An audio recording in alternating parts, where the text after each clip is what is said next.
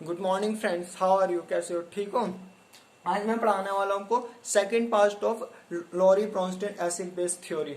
Last lecture में मैंने आपको पढ़ा दिया था एसिड क्या होता है, बेस क्या होता है और कॉन्जुगेट एसिड बेस पढ़ा दिया था।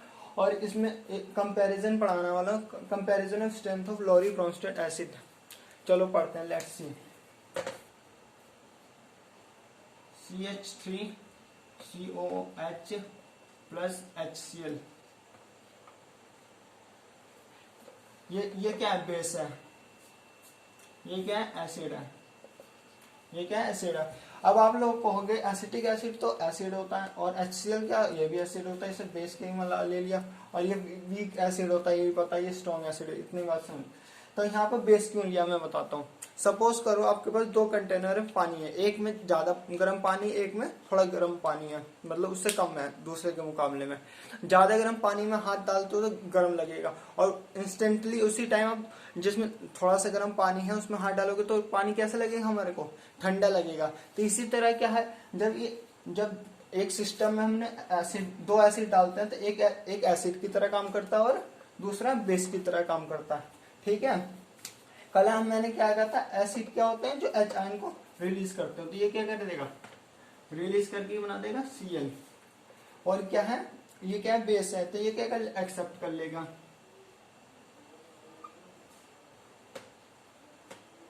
तो क्या बन जाएगा? H plus. ठीक है, इतनी बात। कल मैंने ये भी बताया था जिस पर पॉजिटिव चार्ज आता है वो क्या होता है हमारे लिए? एसिड। वो क्या होता है हमारा? एसिड। और जिस पर नेगेटिव चार्ज आता है वो क्या होता है हमारे लिए? बेस। वो क्या होता है हमारे लिए? बेस। इतनी बात समझ आ गई। लेकिन एक बात और, ये क्या है? ये स्ट्रॉन्ग एसिड है। कैसा है? Strong acid. ये क्या है? स्ट्रॉन्ग बेस है। अब आप कहोगे तो वीक एसिड होता है, स्ट्रॉन्ग बेस कैसे हो गया? अब समझाता हूँ। कंपैरिजन करने के लिए हमें क्या करनी पड़ती है? तुलना करनी पड़ती है। तो हम लेते हैं CH3COOH, इसकी रिएक्शन करा देते हैं हम Cl आयन से। अब हमने देखा ये क्या हमारे लिए? बेस है। ये क्या है? हमारे लिए एसिड है। तो बेस है तो क्या करेगा? ये H आयन को एक्सेप्ट करेगा इससे, तो क्या बना देगा? HCl। और ये क्या करेगा? बेस एसिड क्या करेगा? H आयन को रिलीज कर देगा। तो यहाँ नेगेटिव चार्ज आ गया। नेगेटिव चार्ज आ गया तो ये हमारे लिए किसकी तरह बिहेव करेगा? हमारे लिए बेस की तरह। और ये भी पता है हमारे जो एसिटिक आयन जो होता है बहुत ज्यादा स्टेबल होता है ड्यू टू रेजोनेंस।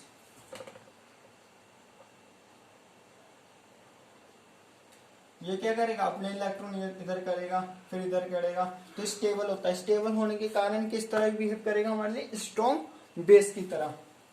किसकी तरह काम करेगा? बेस की तरह, due to resonance this is stable.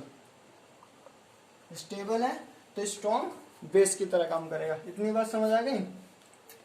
अब मैं एक चीज बताने वाला हूं, किसी को नोट करना हो तो प्लीज नोट कर ले, फिर ये रब करूंगा, फिर समझ आएगा।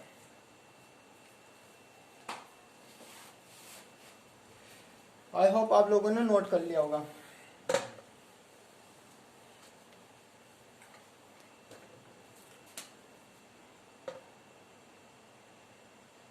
ये क्या हमारे लिए?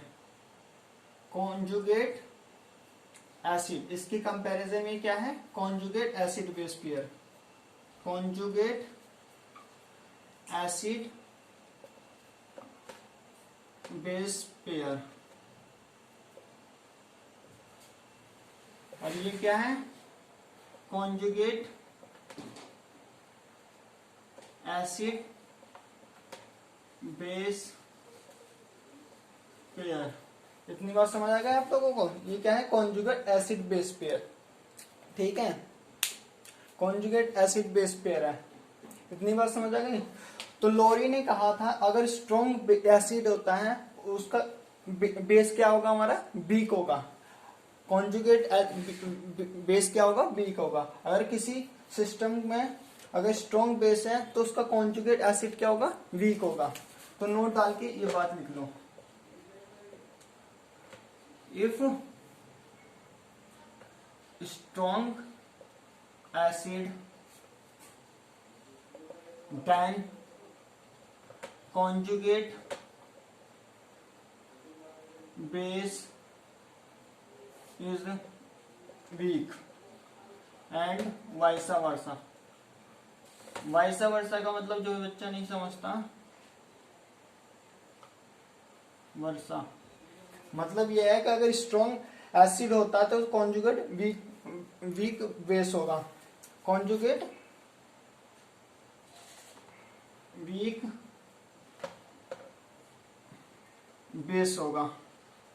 अगर स्ट्रॉन्ग बेस है तो उसका कॉन्जुगेट एसिड क्या होगा, वीक होगा। इतनी सी बात, ये 1,00,000 का नोट जरूर डाल दीजिए। इतनी बात समझ आ गई।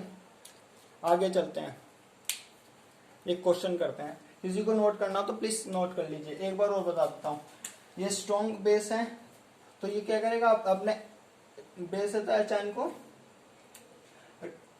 एक्सेप्ट कर लेगा तो क्या बना देगा, कॉन्जुगेट एसिड। और ये स्ट्रॉन्ग एसिड है तो क्या बनाएगा, बेस बना देगा, कॉन्जुगेट। तो ये क्या वीक कॉन्जुगेट बेस है, ये वीक कॉन्जुगेट एसिड है। अगर किसी सिस्टम में अगर स्ट्रॉन्ग एसिड होता है तो उसका कॉन्जुगेट क्या होता है, वीक बेस होता है। आई होप आप लोगों ने उतार लिया होगा। मैं आगे चलता हूँ।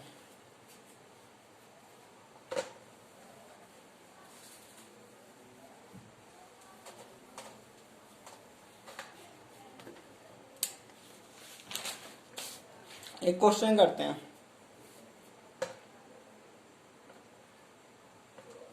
H2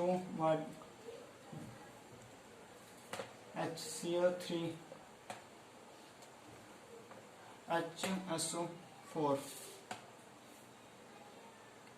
ये क्या है, एम्फोटेरिक नेचर के। हमें क्या फाइंड करना है, find conjugate acid and base. इनका हमें कॉन्जुगेट एसिड और बेस निकालना है। तो कल मैंने कहा था बेस में क्या आता है, नेगेटिव साइन आता है। तो हम पहले निकालते हैं कॉन्जुगेट बेस। तो इसका कॉन्जुगेट बेस नेगेटिव साइन आने के लिए क्या होगा, एक H आयन क्या होगा, रिलीज हो जाएगा। HCO3 का एक आयन रिलीज हो जाएगा तो क्या हो जाएगा, -2। HSO4 में क्या होगा, SO4 -2। तो ये क्या हमारे कॉन्जुगेट बेस है। अब फिर से हमें कॉन्जुगेट एसिड निकालना है वाटर का। तो अब हमें पॉजिटिव साइन आया तो यहाँ पे क्या करना पड़ेगा, हम एक आयन को क्या करना है, एक्सेप्ट कराना है H को। तो क्या बन जाएगा, H3O, दूसरा HCO3 minus H2CO3 HSO4 minus H2SO4। तो ये क्या हमारे कॉन्जुगेट एसिड, ये क्या होगा हमारे कॉन्जुगेट एसिड। समझ आ गया। बस ये ट्रिक रखनी है कि हमें पॉजिटिव साइन आना है, अगर नेगेटिव है तो उसको एच आयन को ऐड कराना है एसिड कॉन्जुगेट एसिड में, और बेस में एच आयन को रिलीज कराना है। ठीक है, इतनी बात समझ आ गई। आई होप आप लोगों को समझ आ गई होगी। आप किसी को नोट करना प्लीज नोट कर लीजिए, फिर मैं आगे चलता हूँ, इसकी लिमिटेशंस और एडवांटेजेस बताता हूँ। आई होप आप लोगों ने उतार लिया होगा। अब मैं इसकी एडवांटेजेस बताता हूँ।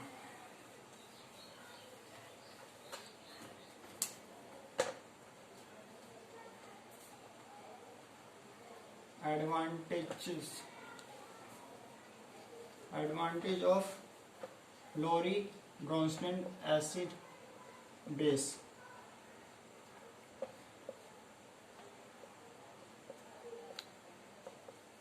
पहला है कि बहुत ज्यादा ब्रॉडली था, किसके कंपैरिजन में, अरेनियस की कंपैरिजन में।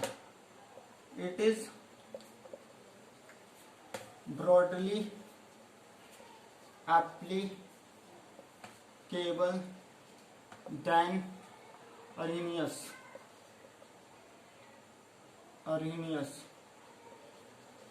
theory। दूसरा, it is also applicable in non aqueous medium. उस सब्सटेंस के लिए भी हमारा एप्लीकेबल था जो नॉन एक्वस मीडियम हुआ करते थे। जरूरी नहीं था कि एक्वस मीडियम हो, नॉन एक्वस मीडियम के लिए भी एप्लीकेबल था। जैसे कि एग्जांपल HCl, ये क्या है? गैस है। अमोनिया, ये कैसा है? गैस है। लेकिन अरहेनियस में क्या था? उसमें एक्वस मीडियम होना जरूरी था।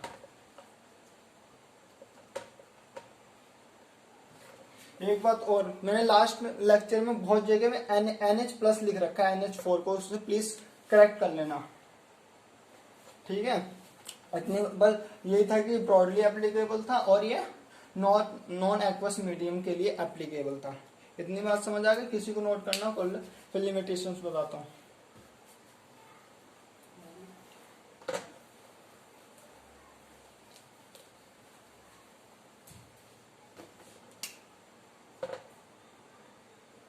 limitations,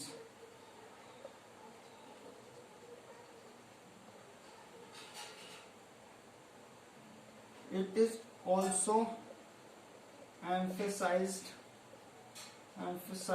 on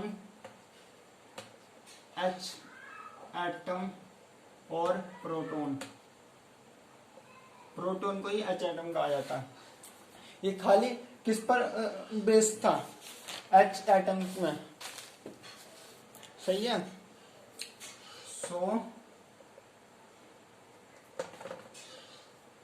so not explain acidity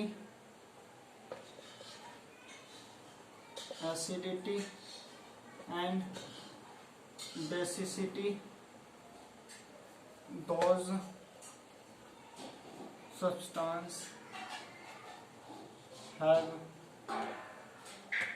not available H atom. जिसके पास H एटम नहीं होंगे उसको ये भी एक्सप्लेन नहीं कर सकता। ये लिमिटेशन थी, ये भी उसी अरेनियस की तरह थी, H एटम पर बेस। जिसके पास H एटम नहीं है उसकी भी एसिडिटी और बेसिसिटी नहीं बता पाएगा। और ये इसने ज्यादा किस पर जोड़ दिया था? H एटम और प्रोटॉन पर। Thank you. आई होप आप लोगों को अच्छी तरह समझ आएगा एसिड और बेस क्या होता है। ब्रेनस्टेन के कल मैं पढ़ाऊंगा लुईस एसिड बेस क्या होता है। थैंक यू, धन्यवाद।